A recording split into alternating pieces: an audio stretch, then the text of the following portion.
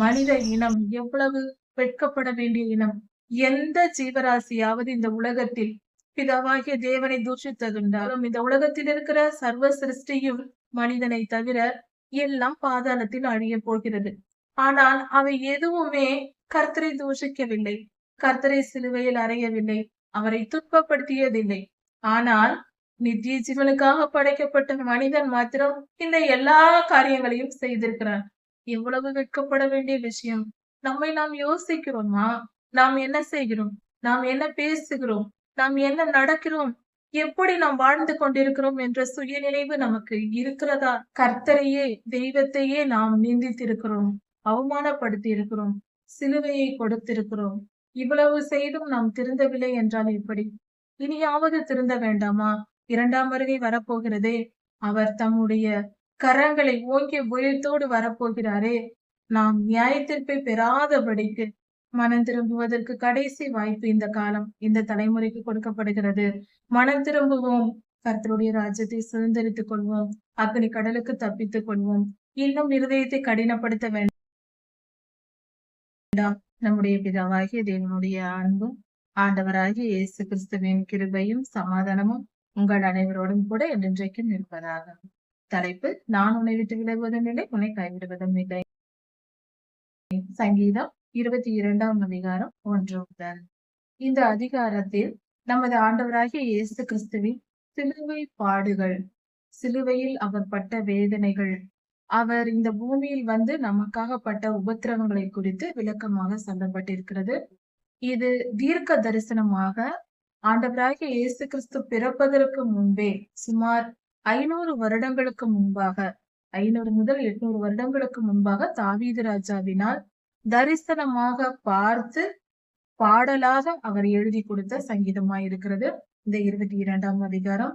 இந்த அதிகாரத்தில் ஆண்டவராகிய இயேசு கிறிஸ்துவின் சிலுவை பாடுகளையும் மரணத்தையும், 23ஆம் அதிகாரத்தில் ஆண்டவராகிய இயேசு கிறிஸ்துவின் உயிர்த்தெழுதலையும், 24ஆம் அதிகாரத்தில் ஆண்டவராகிய இயேசு கிறிஸ்துவின் 2ஆம் வருகையையும் தாவீது ராஜா எழுதி வைத்திருக்கிறார். அதாவது தரிசனமாக பார்த்து தன் கண்ணால் கண்டதை, தரிசனம் பார்த்ததை, அவர் வரப்போகிற எதிர்காலத்தை அவர் எழுதி வைத்திருந்தார். அவர் எழுதியதும் அதே போல நடந்த சம்பவத்தையும் நாம் பார்த்திருக்கிறோம். சிலுவை மரணத்தையும் நாம் நடந்து முடிந்தது அறிந்திருக்கிறோம், உயிர்த்தெழுதலையும் அறிந்திருக்கிறோம். அதே போல ஆண்டவராகிய இயேசு கிறிஸ்துவின் 2ஆம் வருகையும் அப்படியே நடக்கும். ஆமீன். என் தேவனே, என் தேவனே, ஏன் என்னை கைவிட்டீர் என்று சொல்லியிருக்கிறார். இது இயேசு சுவாமி சிலுவையில் தொங்கும் போது அந்த வலியோடு வேதனையோடு அவர் சொன்ன காரியமாயிருக்கிறது. பிதாவாகிய தேவன் குமாரனை கைவிட்டார். அப்படி கைவிட்டால்தான் சாத்தான் வந்து அவரை ஆளுகை செய்ய முடியும். அப்பொழுது சாத்தான் ஆண்டவராகிய இயேசு கிறிஸ்துவின் மேல் அதிகாரத்தை செலுத்தும் போதுதான் ஆண்டவராகிய இயேசு கிறிஸ்து ஜீவனை விட வேண்டும். அப்பொழுது அப்படி அவருடைய ஆவியோடு சேர்ந்து ஆண்டவராகிய இயேசு கிறிஸ்து பொல்லாத ஆவிகளை சுமந்து கொண்டு இயேசு கிறிஸ்துவின் சரீரத்தை விட்டு வெளியே வந்து பாதாளத்திற்கு செல்ல வேண்டும், அதாவது மரணம் அடைய வேண்டும். அப்பொழுதுதான் அந்த பொல்லாத ஆவிகள் பாதாளத்தில் அடைக்கப்படும். இந்த காரியம் நிறைவேறுவதற்காகவே பிதாவாகிய தேவன் இயேசு கிறிஸ்துவை கைவிட்டார். அவர் விலகி சென்றார். அவர் விலகியதினால்தான் சாத்தான் வந்து அவர் மேல் இறங்கினான். இப்படி இருக்க நாம் எல்லாம் நம்முடைய வாழ்க்கையில் கைவிடப்படக்கூடாது என்பதற்காக ஆண்டவராகிய இயேசு கிறிஸ்து கைவிடப்பட்டார். இதை மட்டும் நாம் தெளிவாக புரிந்து கொண்டால் போதுமானது. நமக்காக அவர் எல்லா பாடுகளையும் சுமந்து சாத்தானை ஜெயித்தார். அதே போல நம்முடைய வாழ்க்கையிலும் எல்லா பாவத்தையும் விட்டு நாம் பரிசுத்தம் அடைந்து ஆண்டவராகிய இயேசு கிறிஸ்துவை ஏற்றுக்கொண்டு நாம் நம் வாழ்க்கையில் வெற்றி பெற்று நித்திய ஜீவனை சுதந்திரித்துக் கொள்வோம். ஆண்டவராகிய இயேசு கிறிஸ்துவே நம் தேவன், பிதாவாகிய தேவனுடைய ஒரே பேரான குமாரன், அவரே இரட்சகர். பிதாவாகிய தேவன் மனு அவதாரம் எடுத்து இயேசு கிறிஸ்துவாய் பிறந்தார். பிதா, குமாரன், பரிசுத்த ஆவியானவர் ஒருவரே. அவரே நம் தெய்வம். அவரை ஏற்றுக்கொள்ளும் போது, அவரை விசுவாசித்து நாம் வாழும்போது பரலோகத்தை நாம் சென்றடைய முடியும். எரிகிற அக்னி கடலுக்கு நம்மை காப்பாற்றிக் கொள்ள முடியும். இதை புரிந்து கொள்வோம். ஆண்டவராகிய இயேசு கிறிஸ்து சிலுவையில் என்னென்னலாம் சொன்னார், அவர் எப்படி வலியை அனுபவித்தார், என்பதை குறித்து தாவீதையா எழுதி வைத்திருக்கிறார். எனக்கு உதவி செய்யாமலும், ஆண்டவராகிய இயேசு கிறிஸ்து பிதாவை நோக்கி செய்கிற ஜெபம், எனக்கு உதவி செய்யாமலும் என் பேச்சை கேட்காமலும் ஏன் இருக்கிறீர் என்று சிலுவையில் தொங்கும் போது இயேசு சுவாமி செய்கிற ஜெபத்தை தாவீது ராஜா தரிசனத்தில் பார்த்து, எதிர்காலம் அவருக்கு அது எதிர்காலமா இருந்திருக்கிறது. அந்த எதிர்காலம் 600 வருடங்களுக்கு பின்பு நடக்க போற காரியத்தை தரிசனமாக பார்த்து எழுதி வைத்திருக்கிறார். இயேசு கிறிஸ்து சொல்லுகிறார், என் பேச்சை கேட்காமலும் என்னுடைய வார்த்தைக்கு செவி கொடுக்காமலும் இருக்கிறீரே பிதாவாகிய தேவனே என்று பரலோகத்தில் இருக்கிற பிதாவை நோக்கி ஜெபிக்கிறார். அவர் கேட்கவில்லை. நமக்காக அவர் தம்முடைய குமாரனை இந்த உலகத்துக்கு தந்தார். ஏனென்றால் இவர் பாடு அனுபவித்தால்தான் நம்மை மீட்டுக் கொள்ள முடியும். அதற்காக ஆண்டவராகிய இயேசு கிறிஸ்து ஜெபிக்கிறார். நான் பகலிலே கூப்பிடுகிறேன், என் வார்த்தையை நீர் கேட்கவில்லை. இரவிலே கூப்பிடுகிறேன், எனக்கு பதில் சொல்ல ஒருவரும் இல்லை. எனக்கு மிகவும் வேதனையாய் இருக்கிறது என்று சிலுவையில் அவர் தம் இருதயத்தில் செய்த ஜெபம், அவர் ஏறெடுத்த சிலுவையில் பிதாவை நோக்கி ஏறெடுத்த ஜெபத்தை தாவீதையா இங்கு எழுதி கொடுத்திருக்கிறார். சங்கீத புஸ்தகத்தில் கொடுக்கப்பட்டிருக்கிறது. பரிசுத்த ஆவியானவரே இதை தாவீது ராஜாவுக்கு வெளிப்படுத்தி இருக்கிறார். எவ்வளவு அருமையான காரியம் இது! நமக்காக அவர் பட்ட வேதனைகள் நமக்கு தெரிய வேண்டும் அல்லவா? அதற்காக தான் கொடுக்கப்பட்டிருக்கிறது. பகலிலும் கூப்பிட்டிருக்கிறார், இரவிலும் கூப்பிட்டிருக்கிறார். அவர் அந்த வலி, அந்த வேதனை, அவர் மனிதனாக தானே இருந்தார், மனித பலத்தோடு தானே அவர் இருந்தார். அதனால் அந்த வலியையும் வேதனையும் சுமந்து கொண்டு அவர் அப்படியாக ஜெபிக்கிறார். பிதாவாகிய தேவனே, மனுஷகுமாரன் எப்படி இந்த உலகத்தில் நாம் வாழ வேண்டும் என்பதற்கு அவர் எடுத்துக்காட்டாக வாழ்ந்து காண்பித்திருக்கிறார். இந்த இடத்தில் அவர் சொல்லிய காரியம், என் பிதாக்கள், என்னுடைய முற்பிதாக்கள், அதாவது ஆபிரகாம், ஈசாக்கு, யாக்கோபு அவர்களுடைய வம்சத்தார், இவர்கள் எல்லாரையும் நீர் காப்பாற்றினீர் கர்த்தாவே. அவர்கள் நெருக்கமாய் இருந்த போது, பாட அனுபவித்த போது உம்மை நோக்கி கூப்பிட்டார்கள். அப்பொழுது நீர் அவர்கள் ஜெபத்தை கேட்டீர். அவர்கள் ஜெபத்தை கேட்டு அவர்களை நீர் மீட்டுக் கொண்டீர், பாதுகாத்தீர். அதனால் அவர்கள் அழிந்து போகாமல் மீட்கப்பட்டார்கள். அதுபோல என் ஜெபத்தையும் கேளும், என்னை காப்பாற்றும். ஆனாலும் அவர்களைப் போல நான் பெரியவர் அல்ல. ஆண்டவராகிய இயேசு கிறிஸ்து பிதாவாகிய தேவனுக்கு சமமானவர். அப்படி இருந்தும் அவர் எவ்வளவு தாழ்த்துகிறார் தெரியுமா? தம்மை மனிதனுக்கும், சாதாரண மனிதனுக்கும் சமமாக தம்மை நினைக்காமல் நான் ஒரு புழு என்கிறார். நான் மனுஷன் அளவுக்கு பெரிய மனிதன் அல்ல, என் முற்பிதாக்களை போன்றவர் அல்ல. அப்படி இருக்க நான் சாதாரண ஒரு புழுவை போன்றவன். என்னை காப்பாற்றும் ஆண்டவரே, என்னை மீட்டுக் கொள்ளும் என்று அவர் நோக்கி ஜெபிக்கிறார் பிதாவை. மனுஷரால் நிந்திக்கப்பட்டும் ஜனங்களால் அவமதிக்கப்பட்டும் இருக்கிறேன். அதாவது ஆண்டவராகிய இயேசு கிறிஸ்து மனிதரை விடவோ ஒரு புழுவை போன்றவரோ அல்ல, மனிதனை விட சின்னவரும் அல்ல, புழுவை போன்றவரும் அல்ல. ஆனால் அவர் கூட இருந்தவர்கள் அப்படித்தான் நினைக்கிறார்கள். என்ன சொல்லுகிறார்கள்? ஜனங்கள் அவமதிக்கிறார்கள். அவரை ஒரு மனிதனாகவும் மதிக்கவில்லை. அவர் மற்ற மனுஷரால் நிந்திக்கப்படுகிறார், வேதனைப்படுத்தப்படுகிறார். ஒரு மனுஷனாக கூட இவர்கள் என்னை நினைக்கவில்லை. என்னை ஒரு புழுவை போல நினைத்து இவர்கள் இப்படியெல்லாம் பேசுகிறார்கள், என்னை அவமதிக்கிறார்கள், என்னை வேதனைப்படுத்துகிறார்கள். ஆண்டவராகிய இயேசு கிறிஸ்து தன் சரீரத்தில் மட்டும் பாடு அனுபவிக்கவில்லை, சரீரத்தில் மட்டும் காயங்களையும் வலிகளையும் அனுபவிக்கவில்லை. அந்த வலியெல்லாம் போதாது என்று நாம் சும்மாவாக விட்டோம். அவரை சரீரத்தில் மாத்திரம் வலி அனுபவித்து விட்டு போய் விடுவீரா, உம்மை விட்டு விடுவோமா என்று இந்த மனித குலம் பெரும்பாக்கியம் செய்திருக்கிறது. என்னவென்றால், இவ்வளவு பெரிய அக்கிரமத்தை மனிதரை தவிர வேறு யாரால் செய்ய முடியும்? இதெல்லாம் நாம் வெட்கப்பட வேண்டிய விஷயமா இருக்கிறது.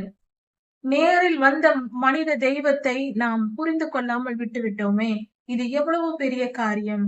இது எவ்வளவு நாம் வெட்கப்பட வேண்டிய விஷயம்! அவரே நேராக இறங்கி வந்து நம் மத்தியில் வாழ்ந்த போது கூட நம்மால் அவரை புரிந்து கொள்ள முடியவில்லை என்றால் நாம் எவ்வளவு பெரிய பாவிகள் என்பதை சற்று நிதானித்து பார்ப்போம். இன்றும் நாம் அப்படி இருந்துவிடக் கூடாது. நாம் கர்த்தருடைய அன்பையும் அவருடைய அளவற்ற கிருபையையும் நாம் புரிந்து கொள்ள வேண்டும். இன்றும் கர்த்தரால் அபிஷேகம் பண்ணப்பட்டு அனுப்பப்படுகிற ஊழியர்களை எத்தனை பேரை நாம் பாராட்டுகிறோம். எல்லோரையும் நிந்திப்பதும், வேதனைப்படுத்துவதும், அவமானப்படுத்துவதும், கேவலப்படுத்துவதும், அவர்களை காயப்படுத்தி வேடிக்கை பார்ப்பதும் அல்லவா மனித குலத்தின் இயல்பாய் இருக்கிறது. சற்று நிதானித்து பார்ப்போம். நாம் எந்த அளவுக்கு மோசமானவர்களாய் மாறி இருக்கிறோம் என்பது புரியும். மனித இனம் மிகவும் கெட்டு போய் கிடக்கிறது. மனம் திரும்புவோம்.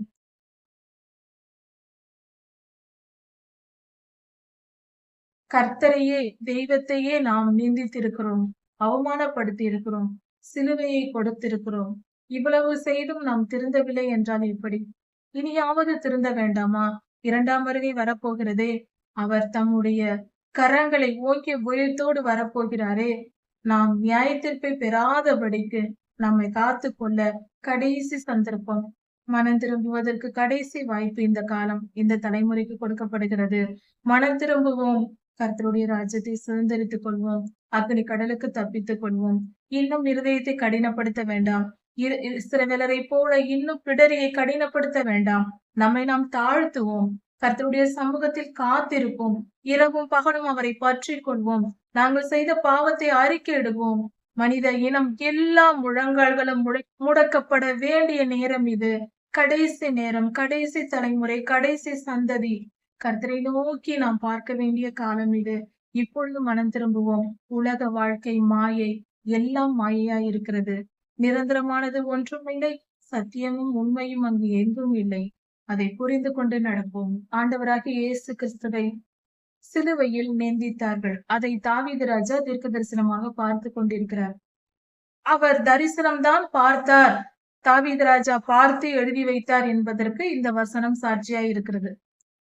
உதட்டை பிதுக்கி தலையை துடுக்கி இப்படியாக இவர்கள் செய்தார்கள். எல்லாம் கோரமாக, இன்னும் அதிகமாக, கொடூரமாக நமது ஆண்டவராகிய இயேசு கிறிஸ்துவை பரியாசம் பண்ணி இருக்கிறார்கள். கேவலமாய் பேசி இருக்கிறார்கள். அவர் இருதயத்தை அவமானப்படுத்தி இருக்கிறார்கள். பிதாவாகிய தேவனை நம்பி இருந்த மனிதராயிற்ற இவரே நம்பி இருந்தார் அல்லவா? பிதாவாகிய தேவன் காப்பாற்றுவார் காப்பாற்றுவார் என்று சொன்னார் அல்லவா? அவரை நம்பி இருந்தார் அல்லவா? அவரே வந்து இந்த சிலுவையிலிருந்து அவரை காப்பாற்றட்டும், நாம் வேடிக்கை பார்ப்போம் என்று கீழே இருந்து நின்று கொண்டு மனிதர்கள் கேவலமாய் பேசினார்கள். அவர் காப்பாற்றப்பட்டிருந்தால் அழிய போவது நாம் தான். அறிவுகட்டத்தனமாக பேசி இருக்கிறார்கள். கர்த்தரை கேவலமாக பேசி இருக்கிறார்கள். இன்றும் கூட இப்படிப்பட்ட மனிதர்கள் நம்மிடத்தில் உண்டு, நம்முடைய சமுதாயத்தில் உண்டு. யோசித்து பார்ப்போம், எத்தனை பேர் நாம் இப்படி இருக்கிறோம். கர்த்தரை குறித்தும், கர்த்தருடைய வசனத்தை குறித்தும், கர்த்தருடைய ஊழியக்காரர்களை குறித்தும் எவ்வளவு மோசமாக பேசி கொண்டிருக்கிற காலமாய் இருக்கிறது. மனிதர்கள் அறிவிழந்து போய் பேசுகிற காரியமாய் இருக்கிறது. சில ஆவிக்குரிய காரியங்கள், பலவித தேவ ரகசியங்கள் சொல்லப்படும் பொழுது அதை நம்மால் ஏற்றுக்கொள்ள முடியாது. அந்த அளவுக்கு நமக்கு ஞானம் இல்லை. அப்பொழுது அவர்களை நாம் தவறாக நினைப்போம். இவர்கள் பொய் சொல்லுகிறார்கள், இப்படியெல்லாம் நடக்காது என்று நினைப்போம். அது நம்முடைய ஞானத்தின் குறைவே தவிர அவர்கள் சொல்லுவதில் தவறு இருக்காது. சில நேரங்களில் இப்படி நடக்கவும் கூடும்.